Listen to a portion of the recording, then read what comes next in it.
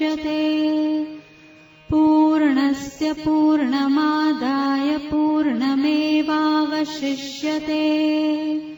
ॐ शान्ति शान्ति शान्तिः।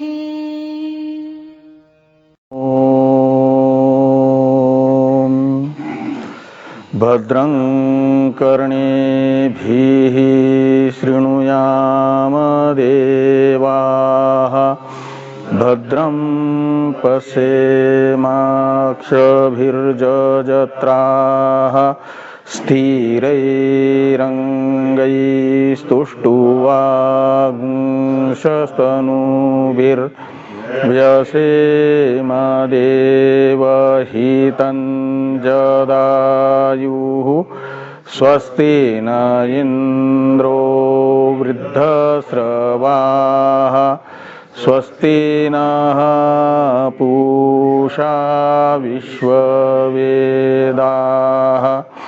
स्वस्ति नस्तार्क्ष्यो अरिष्टनेमिः स्वस्ति नो बृहस्पतिर्दधातु।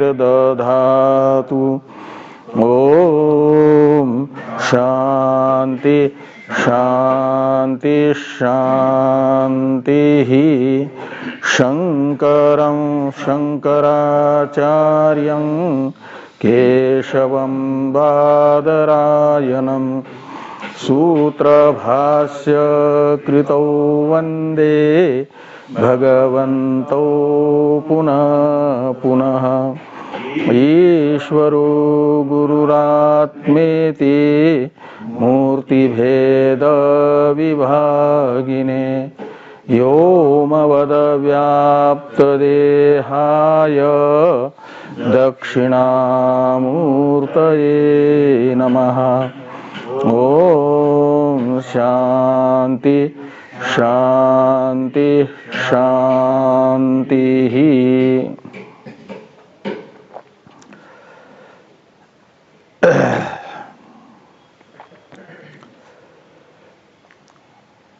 अथर्ववेदीय मंत्र भाग की मुंडक उपनिषद के द्वितीय मुंडक के द्वितीय खंड का विचार हम लोग कर रहे हैं। द्वितीय खंड के 4 मंत्र तक की चर्चा हम लोग कर चुके हैं। पंचम मंत्र की चर्चा प्रारंभ हुई थी।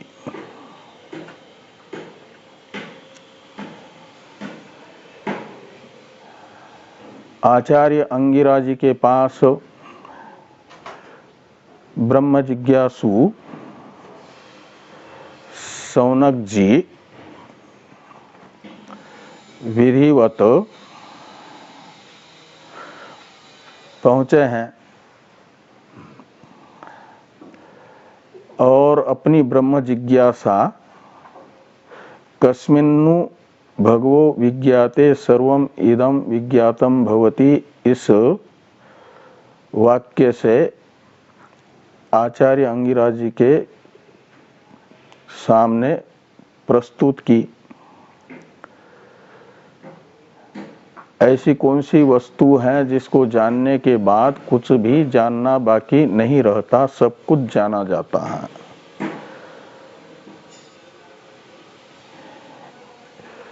यानी जिस एक के ज्ञान से सब का ज्ञान होता है,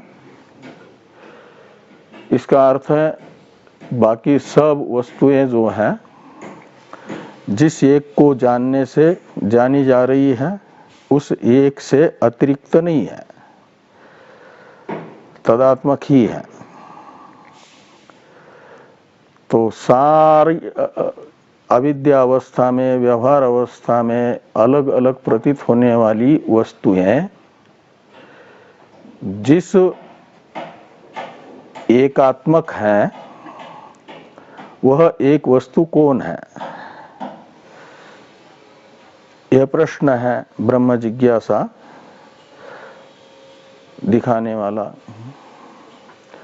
आचार्य अंगिरा जी ने अपने पास आए हुए सौनक जी की इस ब्रह्म जिज्ञासा को शांत करने के लिए सीधे ये नहीं बताया कि यह पदार्थ है जिसको जानने से सब कुछ जाना जाता है। लेकिन इस प्रश्न के उत्तर में कहा कि द्वे विद्ये वेदितव्ये, दो विद्याएं जानने योग्य हैं। एक है पराविद्या, एक है अपराविद्या। अपराविद्या है वेदों का कर्मकांड और उपासना कांड, और ज्ञान कांड है पराविद्या। ज्ञान कांड से परमात्मा की मय के रूप में अनुभूति होने के कारण वास्तविक रूप से पराविद्या तो है जो समूल अध्यास का निवर्तक साक्षात साधन होगा, उसे पराविद्या कहा जाता है। तो वेदों का ज्ञान कांड सीधे सीधे समूल अध्यास का निवर्तक नहीं होता है, अपितु वेदों के ज्ञान कांड से अध्यास का समूल निवर्तक अहम ब्रह्मास्मि ऐसा अनुभव होता है। उस अनुभव को कहा जाएगा पराविद्या, और उस अनुभव रूप प्रमा में प्रमाण वेदों का ज्ञान कांड होने से उसे भी गौण रूप से पराविद्या नाम से कहा जाता है। ऐसे अपराविद्या भी सीधे सीधे कर्मकांड और उपासना कांड नहीं है, अपितु कर्मकांड के द्वारा प्रतिपादित कर्मकांड का जिसमें तात्पर्य है अनुष्ठेय कर्म में, वह कर्म एवं उपासना कांड का तात्पर्य विषयभूत, इन दोनों को कहा जाता है कर्म उपासना को अपराविद्या, और वह कर्म उपासना का बोधक प्रमाण कर्मकांड तथा उपासना कांड होने के कारण उन्हें भी गौण रूप से अपराविद्या कहा जाता है। नहीं तो अपराविद्या है कर्म उपासना। ऐसी दो विद्याएं बताई। पराविद्या को बताते हुए कहा गया अथ परा यया तद अक्षरम अधिगम्यते। पराविद्या वो है जिससे उस अक्षर पुरुष की प्राप्ति होती है। वह अक्षर पुरुष है सर्वात्मा, इसलिए जिज्ञासु की भी आत्मा है, प्रत्यक्ष स्वरूप है, और उस जिज्ञासु के प्रत्यक्ष स्वरूप की प्राप्ति तो अक्षर सबका स्वरूप होने से नित्य ही प्राप्ति है। जो जिस वस्तु का स्वरूप होता है वह उस वस्तु को नित्य उपलब्ध रहता है, नित्य प्राप्त रहता है। तो अप्राप्त है ही नहीं तो कैसे कह सकते हैं जो प्राप्त है उसकी प्राप्ति कराती है विद्या करके। इसलिए नित्य प्राप्त की प्राप्ति का स्वरूप माना जाता है वेदांत शास्त्र में, जिसके कारण नित्य प्राप्त वस्तु अप्राप्त सी प्रतीत होती है। वह उस वस्तु की निवृत्ति ही नित्य प्राप्त की प्राप्ति मानी जाती है। तो अध्यास तथा अध्यास की हेतुभूता मूल अविद्या, कार्य अविद्या अध्यास और मूल अविद्या अज्ञान के कारण ही ब्रह्म हमारा स्वरूप होता हुआ भी हमें अप्राप्त सा मालूम होता है। इसलिए उभय प्रकार की अविद्या की निवृत्ति यही नित्य प्राप्त की प्राप्ति मानी जाएगी, और उभय प्रकार की अविद्या की निवृत्ति होती है पराविद्या से, और उस पराविद्या का विषय जो अक्षर तत्व है वह अत्यंत दुर्विज्ञ है। हमारा अपना स्वरूप होने पर भी जो अनात्माभिमुख अंतःकरण वाले हैं, अनात्माभिमुख बाह्य करणों वाले हैं, जिनका कार्यकरण संघात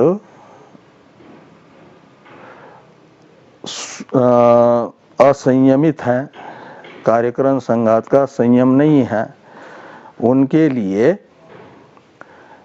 आत्मा स्वरूप होता हुआ भी बड़ा दुर्विज्ञ है अज्ञानी के लिए। इसलिए श्रुति ने बताया कि दूरात सुदूरे, वह अज्ञानी के लिए दूर से भी अति दूर है। यदि जब से सृष्टि प्रारंभ हुई है तब से लेकर के महाप्रलय होने तक, और ऐसे कई महाप्रलय होने तक, कई सृष्टियां और महाप्रलय होने तक अज्ञानी उस अक्षर तत्व को पाने के लिए बाहर खोजता जाए तो वो उसे मिलने वाला नहीं है, इतना दूर है। दूरात सुदूरे तदुवंतिके च, और वह अंतिक यानी अति समीप भी है। किसके लिए? ज्ञानी के लिए। विवेकी के लिए तो विवेकी का ब्रह्म स्वरूप ही होने से उसे तो बुद्धि, अपनी स्वयं की बुद्धि, स्वयं का मन, स्वयं का प्राण, शरीर दूर प्रतीत होता है, और ब्रह्म सबसे निकट प्रतीत होता है स्वयं का स्वरूप ही होने से। स्वरूप की तो कोई दूरी होती नहीं है ना, बिल्कुल सेंटीमीटर क्या इंच भी कोई दूरी नहीं होगी, इंच का थोड़ा हिस्सा भी आत्मा और ब्रह्म में दूरी नहीं है। इसलिए वो विवेकी के लिए अत्यंत समीप है और अविवेकी के लिए सबसे दूर यदि कोई है तो वो है। इसलिए अविवेकी के लिए दुर्विज्ञ होने से और पराविद्या के विषयभूत इस ब्रह्म को बिना जाने मुक्ति भी असंभव होने से जानना भी जरूरी है, और जानना बड़ा कठिन है, दुर्विज्ञ है।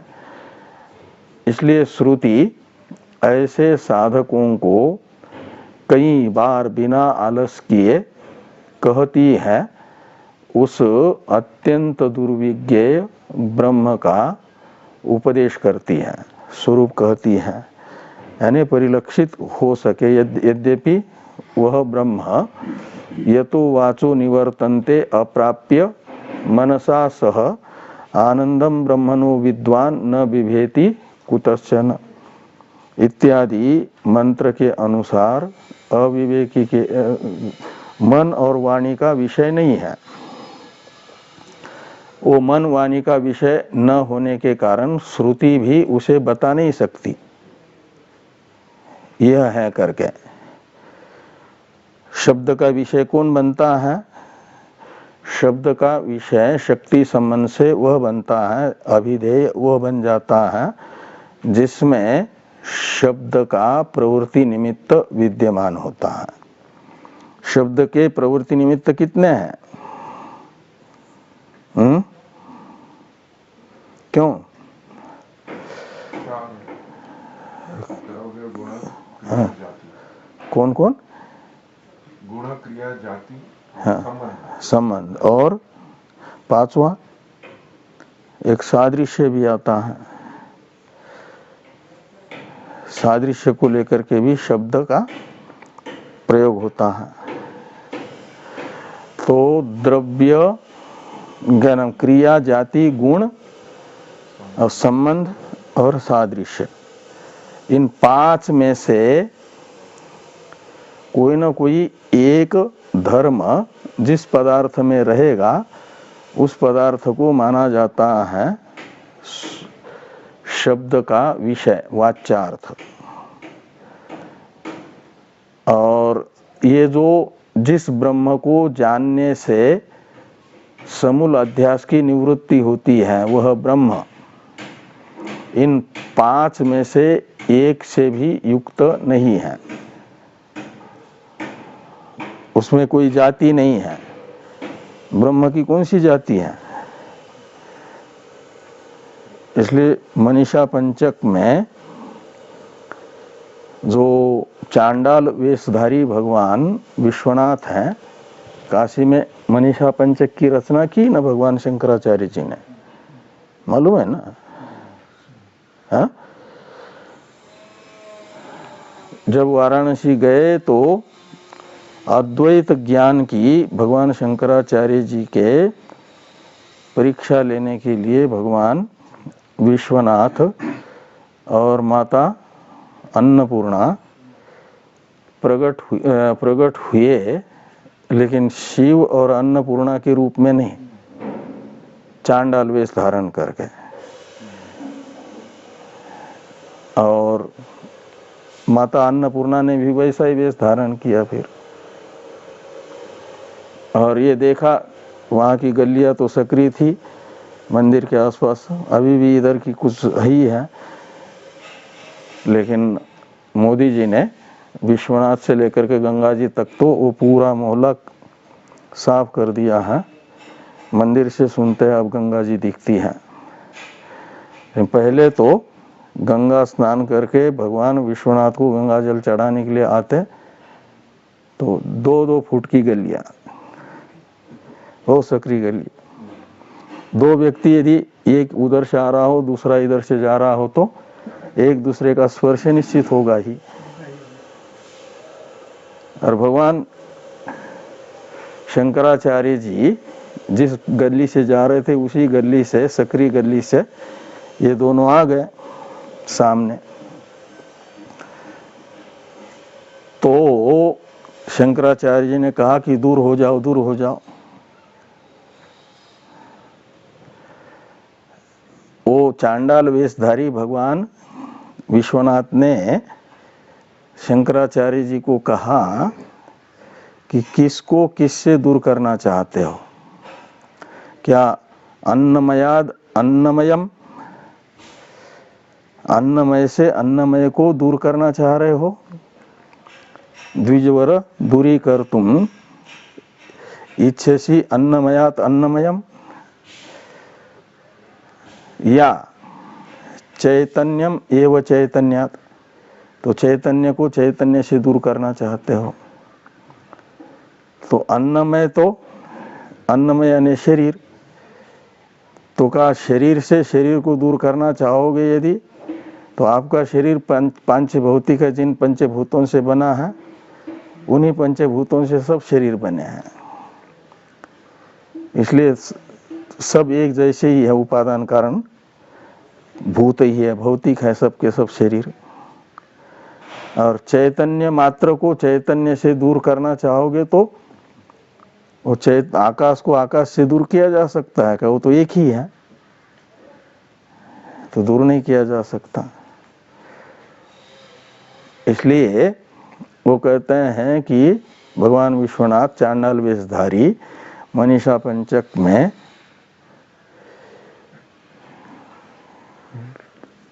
क्या वो निस्संग चिदात्मनि विप्रोयम स्वपचोय मित्यपि मिति कोयम विभेद महान विभेद भ्रम। तो वो जो चिदानंद स्वरूप है, निस्तरंग चित सागर है, उस चित सागर में ये ब्राह्मण है और यह स्वपच यानी चांडाल है, ऐसा कहाँ से भेद आ गया? एक चैतन्य में। चैतन्य तो निर्विशेष है, उसमें कोई जाति नहीं है।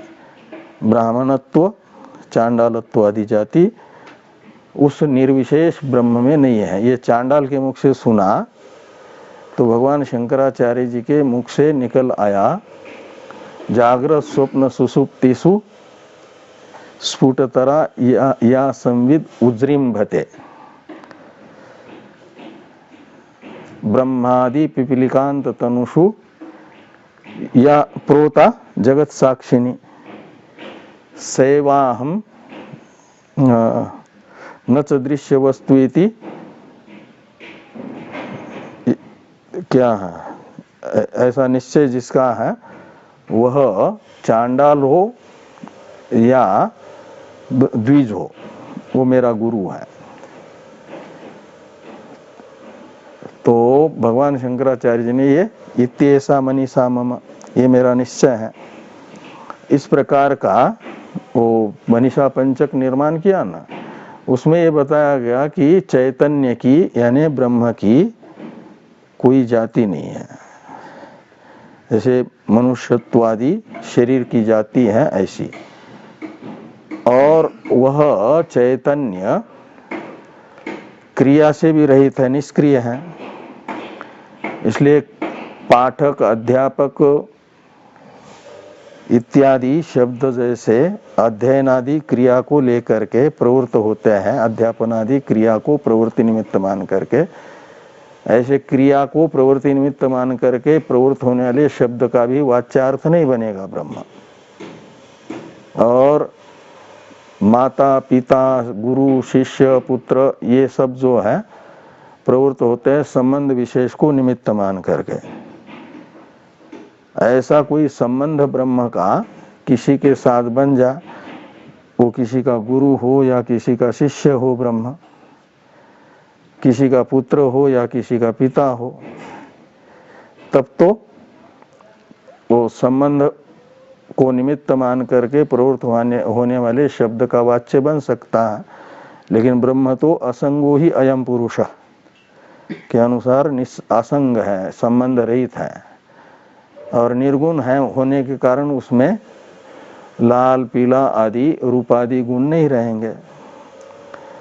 और ब्रह्म जैसी दूसरी कोई वस्तु होगी तो ब्रह्म में उस वस्तु का सादृश्य रहेगा, लेकिन ब्रह्म के तरह दूसरी कोई वस्तु है ही नहीं, इसलिए ब्रह्म में सादृश्य भी नहीं रहेगा।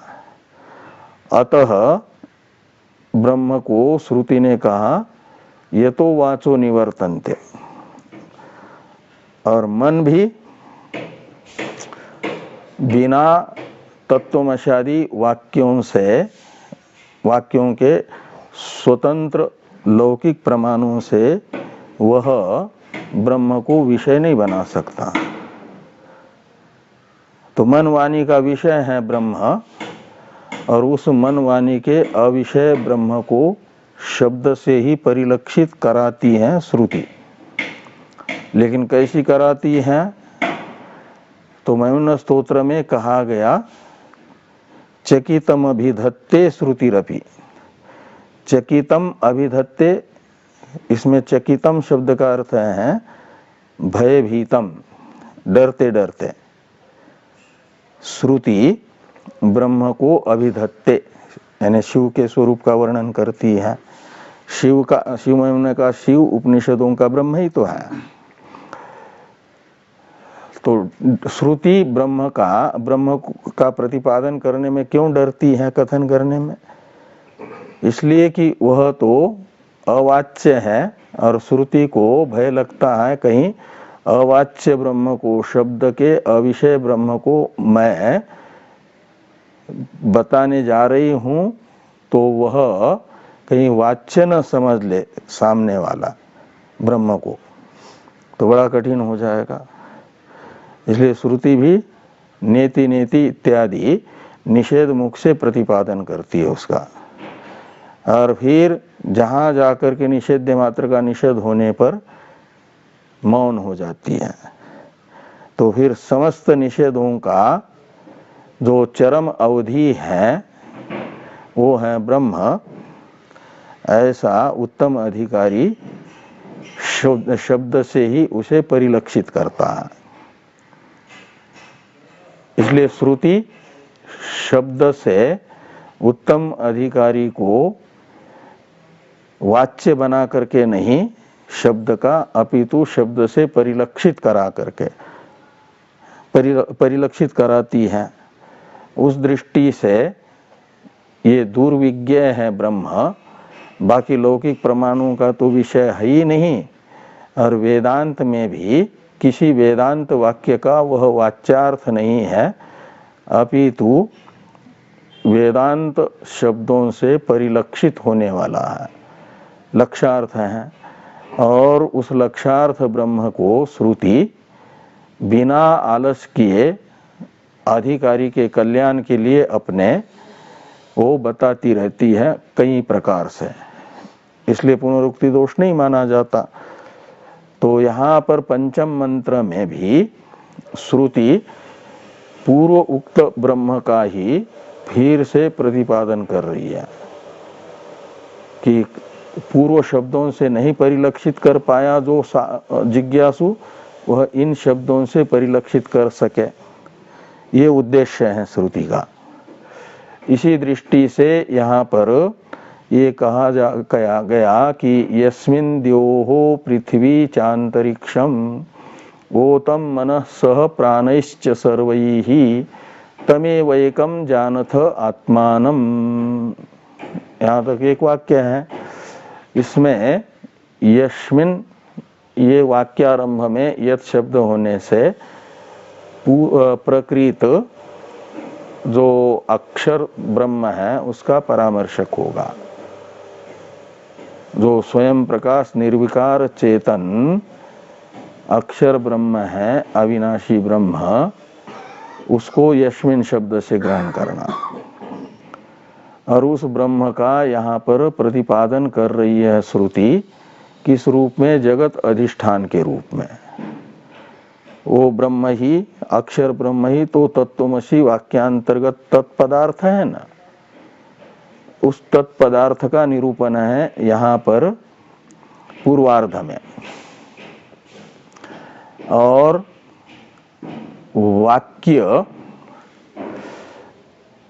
वाक्यार्थ बताया गया है तीसरे पाद में। पूर्वार्ध में तत्पदार्थ का भी कथन है, त्वम पदार्थ का भी कथन है। पदार्थ ज्ञाने वाक्यार्थ ज्ञाने पदार्थ ज्ञानम कारणम होता है ना, इसलिए तत्वमसि वाक्यार्थ का ज्ञान उपयोगी तत्पदार्थ तथा त्वम पदार्थ को श्रुति ने पूर्वार्ध में बताया है। तो यस्मिन् शब्द से पहले तत्वमसि वाक्यांतर्गत तत्पद के लक्ष्यार्थ ब्रह्म को लीजिए, और उस ब्रह्म में ओतम यानी कल्पितम, क्या क्या कल्पित है? तो जब उसे ओतम शब्द को प्रत्येक के साथ अन्वित करिए, यस्मिन् अक्षरे ब्रह्मणि द्योः, तो देव के साथ ओतम का अन्वय करेंगे तो स्त्रीलिंग, देव और पृथ्वी के साथ ये दोनों शब्द स्त्रीलिंग है, इसलिए यस्मिन् द्योः ओता ऐसा, और यस्मिन् पृथ्वी ओता, और यस्मिन् अंतरिक्षम ओतम। तो ये द्युलोक देव शब्द से लेना है, पृथ्वी से पृथ्वीलोक को लीजिए, और अंतरिक्षम शब्द से अंतरिक्ष लोक को लीजिए, यानी लोकत्रय अर्थात पूरा स्थूल कार्य वर्ग। यहाँ पर द्योः पृथ्वी अंतरिक्ष शब्द से लिया गया, तो लोकत्रयी के साथ फिर तीनों लोक निवासी प्राणी भी, और उन लोकों में निवास करने वाले प्राणियों के जो अलग अलग भोग्य पदार्थ हैं, उन पदार्थों को भी इन्हीं शब्दों से लेना, द्योः शब्द से दिवलोक, दिवलोक निवासी प्राणी और वहाँ के भोग्य पदार्थ। पृथ्वी शब्द से पृथ्वीलोक, पृथ्वीलोक निवासी मनुष्यादि प्राणी और उनके भोग्य पदार्थ। अंतरिक्ष से अंतरिक्ष लोक, तन निवासी प्राणी और उनके भोग्य पदार्थ। और ये सब के सब कैसे हैं? तो ओतम यानी कल्पितम, अध्यारोपितम, अध्यस्तम, ये ओतम शब्द का अर्थ निकलेगा। ये सब के सब अध्यस्त हैं। किसमें अध्यस्त हैं? तो यस्मिन यानी यस्मिन अक्षरे ब्रह्मणि, तो जिस अक्षर ब्रह्म में ये सब के सब ओत हैं का मतलब अध्यस्त है। तो दो पदार्थ हो गए ना यहाँ, एक अधिष्ठान और दूसरे अध्यस्त पदार्थ। कहने के लिए अध्यस्त और अधिष्ठान दो पदार्थ हैं, लेकिन विवेक से अध्यस्त पदार्थ अधिष्ठान से अलग सिद्ध नहीं होते। अधिष्ठान ही अध्यस्त पदार्थ का वास्तविक स्वरूप हुआ करता है। और ये जो पृथ्वी च यहाँ पर चकार है, इस चकार से स्थूल पंचभूतों को लेना है। ये सब स्थूल जगत और स्थूल जगत का जो उपादान कारण है, परिणामी, वो है स्थूल पंचभूत। और आगे हैं यस्मिन् सर्वैः प्राणैश्च सह मनः ओतम, ऐसा अन्वय करिए। तो जिसमें समस्त वागादि कर्णों के साथ मन ओत है यानी कल्पित है, और प्राणैश्च इसमें चकार, इन सूक्ष्म शरीर, ये मन और प्राण शब्द से पूरा सूक्ष्म शरीर लिया गया ना। प्राण शब्द से प्राण पंचक, कर्मेंद्रिय पंचक और ज्ञानेन्द्रिय पंचक, ऐसे 15 तत्व लिए गए। और मन शब्द से अंतःकरण चतुष्टय को लिया गया। 15 और 4 19 तत्वों का माना जाता है सूक्ष्म शरीर। 19 तत्वों का समूह है सूक्ष्म शरीर। तो पूरा सूक्ष्म शरीर आ गया। और वो दोनों सूक्ष्म शरीर लीजिए, समष्टि सूक्ष्म शरीर भी, वेष्टि सूक्ष्म शरीर भी। और इन समष्टि वेष्टि सूक्ष्म शरीर का ये तो कार्य है ना, सूक्ष्म शरीर, चाहे समष्टि सूक्ष्म शरीर हो या वेष्टि सूक्ष्म शरीर हो, ये है कार्य। तो इनका उपादान कारण कौन सा होगा? परिणामी उपादान कारण है इनका अपंचकृत पंच महाभूत, सूक्ष्म महाभूत।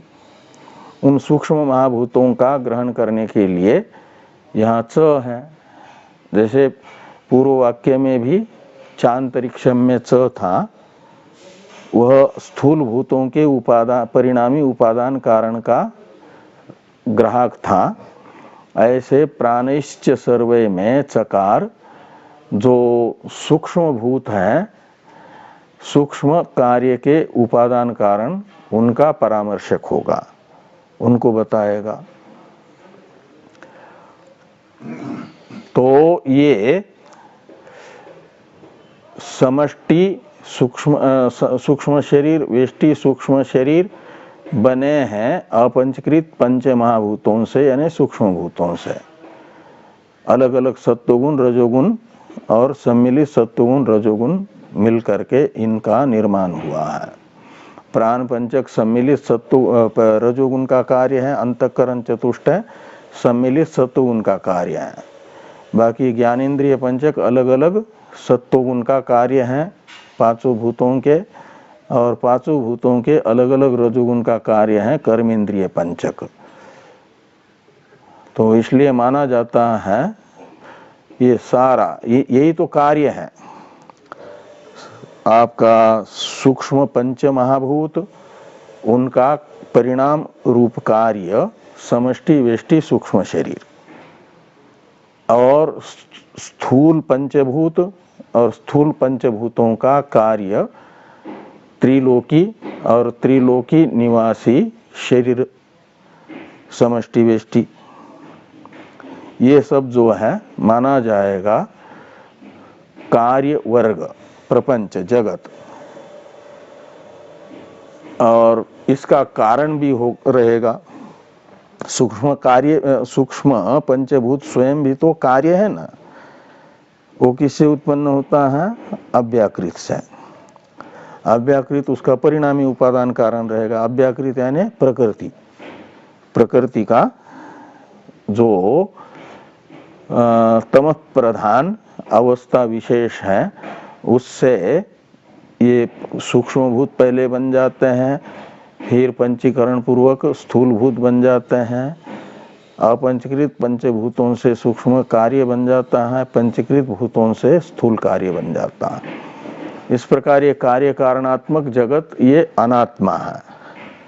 अव्याकृत को भी लीजिए च शब्द से, तो ये प्रकृति तथा प्राकृत समस्त जगत लिया गया देव से लेकर के सर्वई ही यहाँ तक के शब्दों के द्वारा ये कार्य कारणात्मक पूरा जगत आ गया।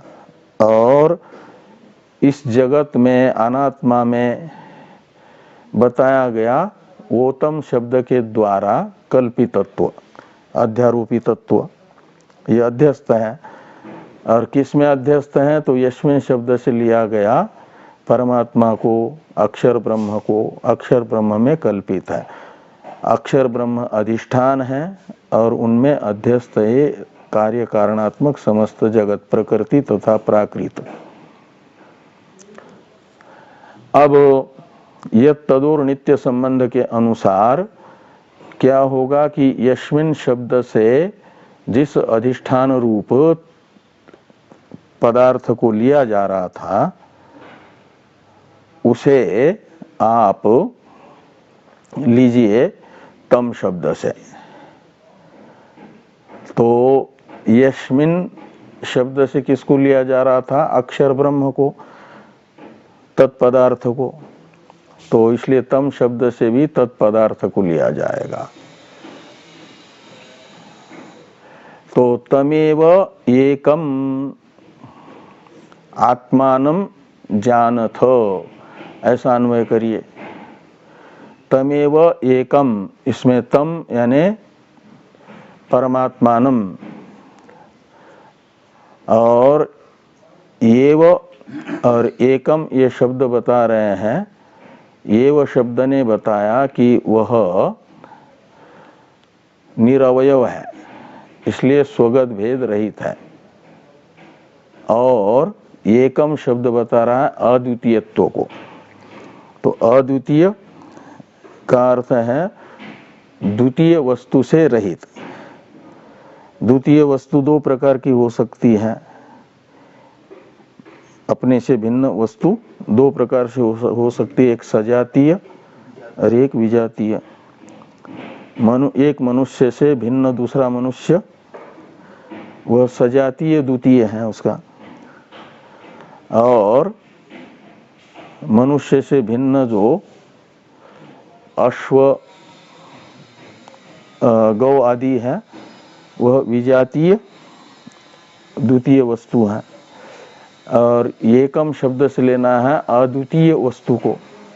तो अद्वितीय कहने से एक शब्द के द्वारा एक प्रकार से सजातीय भेद और विजातीय भेद का व्यावर्तन हुआ। और एव कारणे उसे बताया निरवयव। निरवयव होने से ब्रह्म कैसा होगा? स्वगत भेद रहित होगा। सावयव पदार्थ में स्वगत भेद रहता है। शरीर सावयव होने से शरीर में जो शीर है वह पैर नहीं है, जो हाथ है वो पीठ नहीं है, जो कान है वो आंख नहीं है। इस प्रकार ये आपस में भेद रहा ना, शरीर के अवयवों का परस्पर भेद।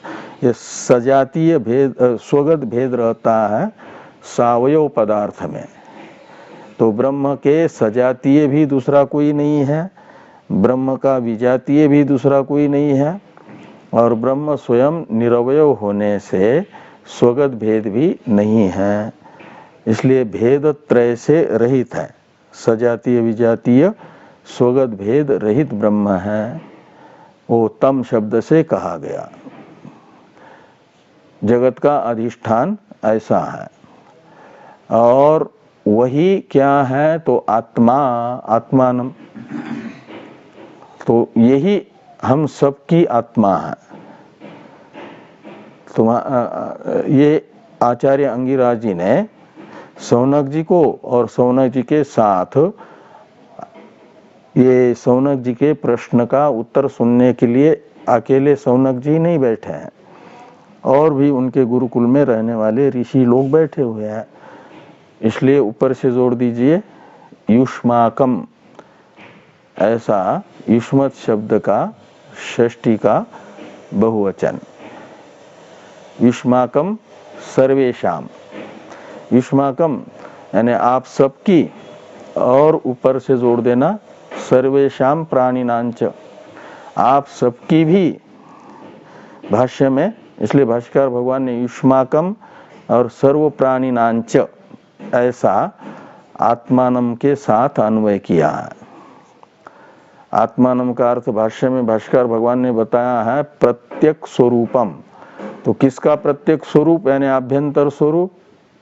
कहा युष्माकम। युष्माकम कहने से बहुवचन के सामर्थ्य से उस समय उनके उपदेश को सुनने के लिए बैठे हुए समस्त जो उनके शिष्य हैं अंगिरा जी के, उनको लेना युष्माकम शब्द से। आप सबकी भी आत्मा प्रत्येक स्वरूप वही ब्रह्म है, और केवल हम लोगों का मात्र यहाँ विद्यमान, हम लोगों का मात्र प्रत्येक आत्मा वो है ऐसी बात नहीं। सर्व प्राणिनांच, तो समस्त प्राणियों की भी प्रत्येक आत्मा यही जगत का अधिष्ठान ब्रह्म है। प्राणी का भेद तो उपाधि के कारण है ना, और वो उपाधि तो अध्यस्त है, पारमार्थिक नहीं है। तो अध्यस्त यानी कल्पित उपाधि के द्वारा जो प्राणियों का परस्पर भेद दिखाया जा रहा है, वह भेदक कल्पित उपाधि के तरह ही कल्पित होगा। और परमार्थतः जब उपाधि नहीं है, तो उपाधि नहीं है तो फिर उन सब का बिना उपाधि का जो स्वरूप है वह कौन है? तो कहते तमेव एकम आत्मानम, वो ये जगत का अधिष्ठान ब्रह्म ही उपाधि के बिना जो हम सब लोगों का स्वरूप है वो है, प्रत्येक आत्मा है वो हम सबका। इसलिए क्या है कि आचार्य जी कहते हैं कि जानथ, तो जानथ ये वैदिक प्रयोग है। लौकिक प्रयोग में होगा जानीत। भाष्य में क्या लिखा है जानथ का पर्यायवाचक? जानीत ऐसा होना चाहिए। कैलाश की पुरानी पुस्तक में तो जानीथ छपा है, लेकिन होना चाहिए त, लोट लकार में त हो जाता है ना। नए पुस्तक में तो जानीत होगा। जानथ ये वैदिक प्रयोग है, लोक में होगा जानीत, और कर्ता होगा यूयम। आप लोग ऐसा जानो कि जिसमें ये सारा संसार अपने परिणामी उपादान कारणभूत प्रकृति के साथ कल्पित है, वह जगत का अधिष्ठान ब्रह्म ही सजातीय विजातीय स्वगत भेद रहित हम हैं, ब्रह्म हम हैं, ऐसा अनुभव करो। जानथ का अर्थ निकलेगा। इसके लिए क्या करो फिर? तो कहते हैं मोक्ष का यही साधन है ना, आत्मज्ञान है। मोक्ष का मतलब, मोक्ष तो नित्य प्राप्त है, ब्रह्म का स्वरूप ही है ना। इसलिए एक ज्ञान से होने वाला मोक्ष है, वो है समूल अध्यास की निवृत्ति, सारे अनात्म पदार्थों का बाध हो जाए तभी मोक्ष होता है, ने अपने वास्तविक स्वरूप में अवस्थान होता है। नहीं तो जो कल्पित पंचकोश है, इन्हीं कोशों में से किसी न किसी कोश विशेष में अहम भाव रहता है। इसलिए यहाँ पर कहा जा रहा है कि और मोक्ष जो है इसी ज्ञान से होगा, आत्मज्ञान से ही, और वो अकेले आत्मज्ञान से ही होता है।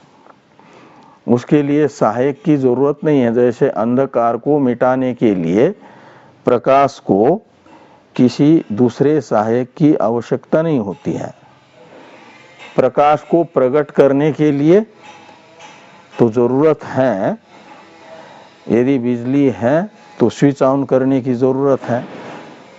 स्विच ऑन भी कर लिया लेकिन बल्ब फ्यूज हो तो नहीं हो जाएगा। तो यानी सारे साधन जैसे होने चाहिए ऐसे साधन उपलब्ध हो तो प्रकाश होगा। तो प्रकाश की उत्पत्ति में तो स्विच, बल्ब आदि का निर्दोष होना ये सब जरूरी है। लेकिन इन सब साधनों से प्रकट हुआ जो प्रकाश, वह अपने उत्पत्ति के साथ ही साथ अंधेरे को दूर कर देता है, अंधकार को निवृत्त करता है। ऐसे आत्म साक्षात्कार उत्पन्न होते ही समूल अध्यास का निवर्तक बन जाता है। जैसे प्रकाश अपने उत्पत्ति के साथ ही साथ अंधकार को निवृत्त करता है, ऐसे आत्म साक्षात्कार भी समूल अध्यास को अपने उत्पत्ति के साथ ही साथ निवृत्त करेगा। तो समूल अध्यास की निवृत्ति का दूसरा नाम है बाध। संपूर्ण द्वैत का बाध होगा। और बाध होने पर जो अहमर्थ है उसका वास्तविक स्वरूप जो ब्रह्म है उसी में अवस्थान रहेगा। यही मोक्ष है। उसके लिए बाध की जरूरत है, बाध करने के लिए ज्ञान की जरूरत है। तो वो कौन सा ज्ञान है? तो जगत अधिष्ठान का मय के रूप में अनुभव रूप ज्ञान, वह समूल अध्यास का बाधक होगा। उसके लिए फिर यदि आप लोग मुमुक्षु हैं, आचार्य अंगिरा जी कह रहे हैं अपने शिष्यों को, तो मोक्ष का साधन तो जगत के अधिष्ठान का आत्मरूप से ज्ञान है, और वह ज्ञान होता है वेदों के ज्ञान कांड से, यानी उपनिषदों से। तो उन उपनिषदों का विचार करने में ही लगे रहो। और आगे कहते हैं अन्या वाचो विमुंचथ। तो अन्या वाचः, इसमें वाक शब्द, वाच शब्द है ना प्रातिपदिक, वो शब्द अर्थ में है वाणी। तो अन्या वाचः यानी अन्य शब्द। तो किसकी अपेक्षा अन्य? तो प्रकृत अद्वैत ज्ञान भी तो शब्द से ही हो रहा है ना। उपनिषद शब्द राशि है, और उपनिषद रूपी शब्द राशि तो जगत अधिष्ठान का मय के रूप में अनुभव कराती है। इसलिए अन्य शब्द से लिया जाएगा वेदांत शास्त्र से अतिरिक्त शब्दात्मक शास्त्र, जो भेद का प्रतिपादक शास्त्र है। अभेद का प्रतिपादक तो है वेदांत। वेदांत का अर्थ है उपनिषदें। तो उपनिषदें तो अद्वैत प्रतिपादक है, और अन्यवाच शब्द से लेना द्वैत प्रतिपादक शास्त्र। वो कौन है? अपरा विद्या। अपरा विद्या है कर्म उपासना का प्रतिपादक, जो कर्मकांड उपासना कांड, उसको विमुंचथ। जब इनको छोड़ो, यानी कब छोड़ना है? जब इनका फल मोक्ष में यानी अध्यात्म मार्ग में इनका भी उपयोग है, लेकिन एक सीमा तक। किसी का गंगा के उस पार गंतव्य है, तो उस पार गंतव्य के ओर जाने के लिए पुल नहीं बना हुआ है, नौका है, तो नौका में वो बैठेगा और उस किनारे पर लगने के बाद नौका को छोड़ ही देता है ना। यदि नौका उस किनारे लगने के बाद भी नौका में ही बैठा रहेगा, नौका को नहीं छोड़ेगा, तो कभी अपने गंतव्य पर पहुंच पाएगा क्या? नहीं पहुंच पाएगा। ऐसे उसको तो गंतव्य पर पहुंचने के लिए नौका को छोड़ना है, उस पार उतर करके गंतव्य को ओर पहुंचाने वाला गंतव्य में दूसरा साधन लेना है। वो दूसरा साधन यदि उस किनारे कोई टैक्सी आदि मिलती है तो टैक्सी आदि लेकर के चला जाएगा, नहीं तो अपने पैदल ही निकल जाएगा। तो साधनांतर अपनाया ना, गंगा पार कराने वाले नौका को छोड़ दिया। ऐसे अपरा विद्या शब्दित जो वेदों का कर्म कांड, उनके द्वारा प्रतिपादित जो अनुष्ठेय अपरा विद्या है, कर्म उपासना, और उनका अनुष्ठान निष्काम भाव से करके जो कृत कर्मा हो गया, कृत उपास्ति हो गया।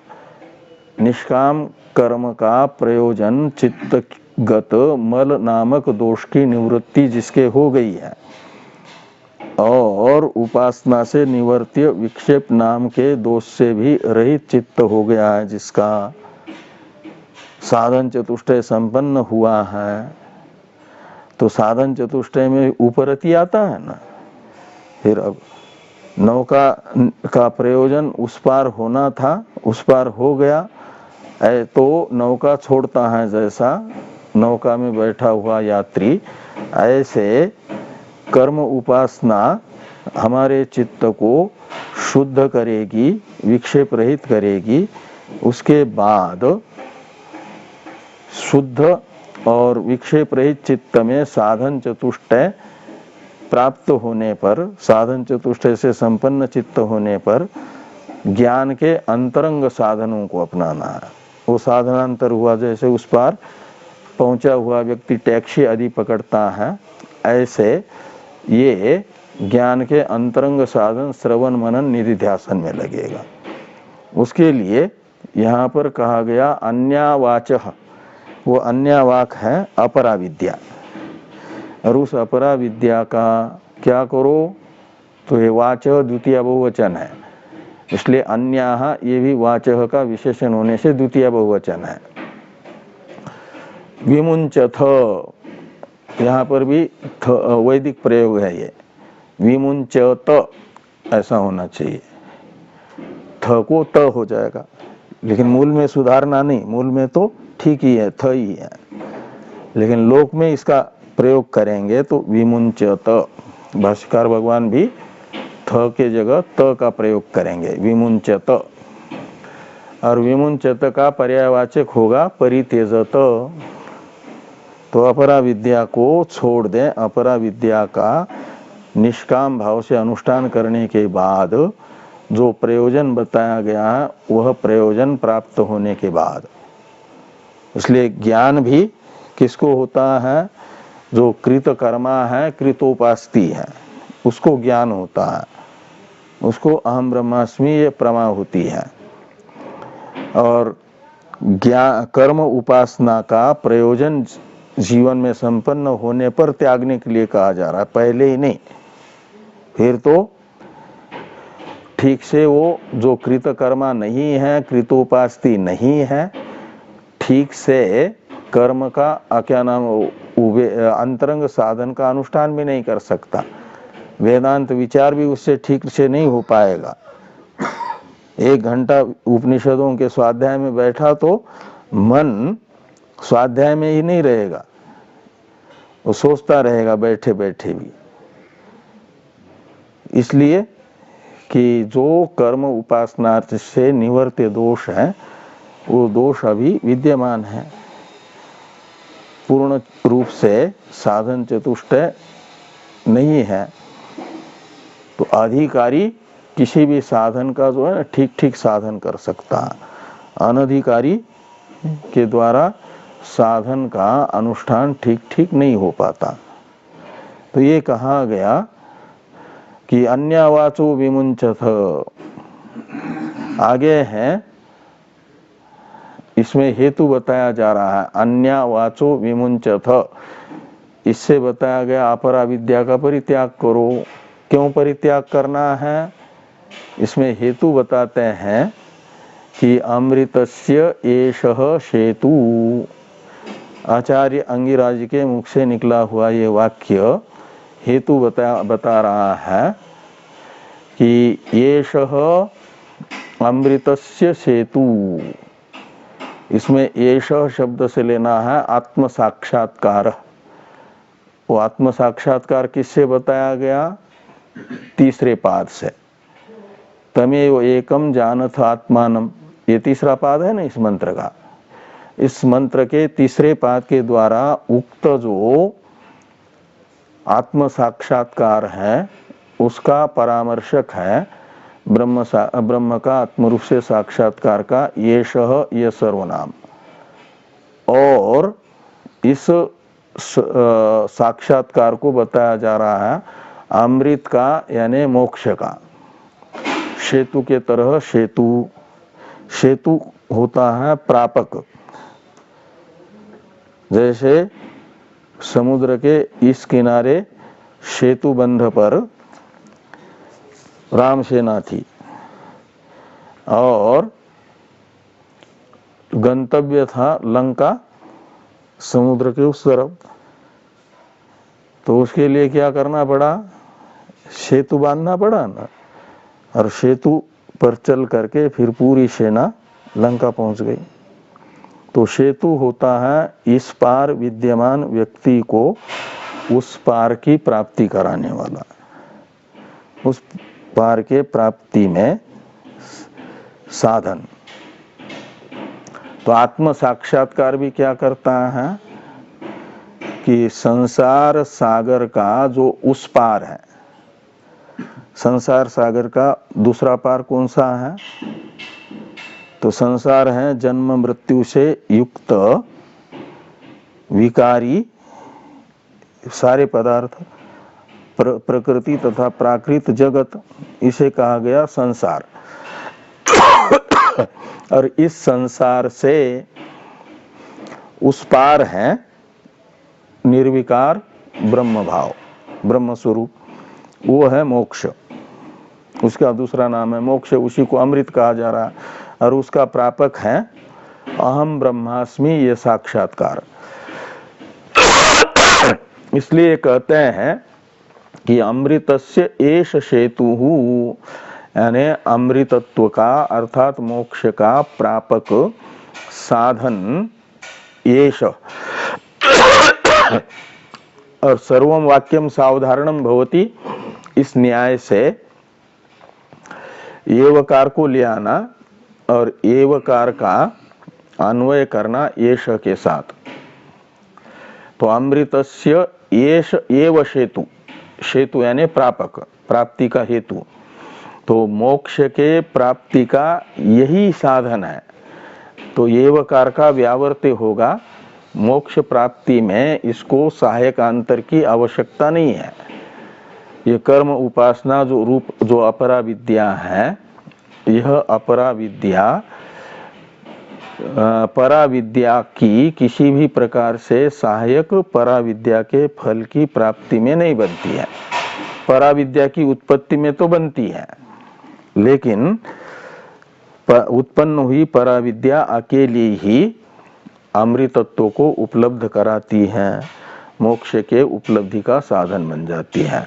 जिस कारण से, उस कारण से ये कहा जा रहा है कि अपरा विद्या का प्रयोजन मल विक्षेप राहित्य हो जाने पर ज्ञान के अंतरंग साधनों का अनुष्ठान करने के लिए अन्य वाचो विमुंचथ, उन साधनों से ज्ञान फिर उत्पन्न होगा और उत्पन्न हुए ज्ञान से ही मोक्ष होगा।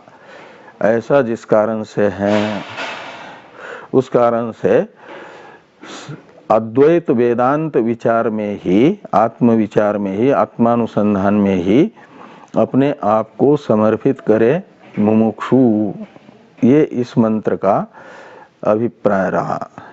इसलिए श्रुति ने कहा कि आत्मज्ञान ही अकेला मोक्ष का साधन है। इसे बताने वाला दूसरा मंत्र है तमेव विदित्वा अतिमृत्युमेति नान्य पंथा विद्यते अयनाय।